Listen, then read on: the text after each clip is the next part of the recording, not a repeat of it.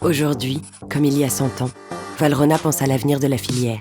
Lutte contre la déforestation, traçabilité, préservation des terroirs sont au cœur de ses préoccupations. Sa nature, l'engagement.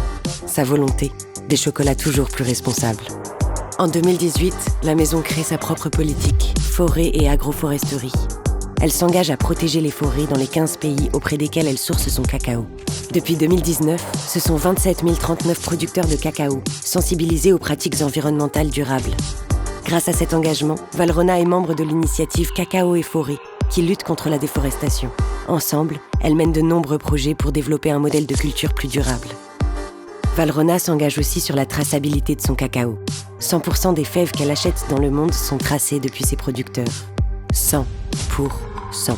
La garantie de savoir d'où vient le cacao, qui l'a récolté et qu'il a été produit dans de bonnes conditions. Mieux encore, en 2022, la maison a géolocalisé 69% de ses fèves et compte atteindre 100% en 2025. Parce que la protection de l'environnement passe aussi par la préservation des terroirs, Valrhona participe à la sauvegarde d'espèces de cacao en voie de disparition. 1991, à l'ouest du Venezuela, le sourceur Jean-François Dargent découvre une variété ancestrale de cacao, le porcelana.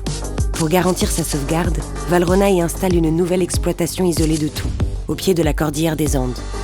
À 2000 km de là, au Pérou, la maison participe à la sauvegarde d'une autre variété endémique, le Grand Blanco.